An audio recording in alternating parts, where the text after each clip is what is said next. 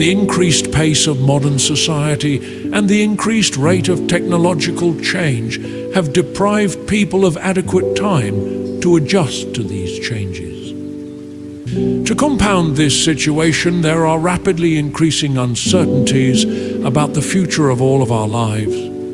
The worst economic downturn since the Great Depression has affected people throughout the world since late 2008, with continuing ramifications up to the present time. Other serious problems, such as overpopulation, global terrorism, and the proliferation of weapons of mass destruction, add to a context of collective global stress. Finally, future prospects for the world's environment are seriously in question, as a majority of scientists believe we have already reached a tipping point for climate change, extreme weather events, loss of biodiversity, and destruction of natural habitats all over the world. As these tipping points are crossed, it's very difficult returning to the world to which we are accustomed. The list of uncertainties could go on, but conditions such as these provide a social context for anxiety. When a society becomes more anxious and uncertain, this shows up as an increased incidence of anxiety disorders in the population. Finally, cultural values are unclear.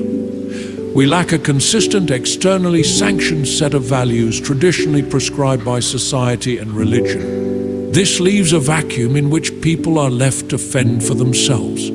Faced with a barrage of inconsistent worldviews and standards presented by the media, people must learn to cope with the responsibility of creating their own meaning and moral order. All of these factors make it difficult for many individuals in modern society to experience a sense of stability or consistency in their lives. Anxiety disorders are simply one outcome of a diminished ability to cope with the resulting stress, as are addictive disorders, depression, and the increased incidence of degenerative diseases. Many good books on anxiety disorders have appeared during the past 20 years. Most of these popular books tend to be primarily descriptive, although several of them have spoken of methods of treatment and offered practical recovery strategies. The emphasis has been on providing readers with a basic understanding of the anxiety disorders.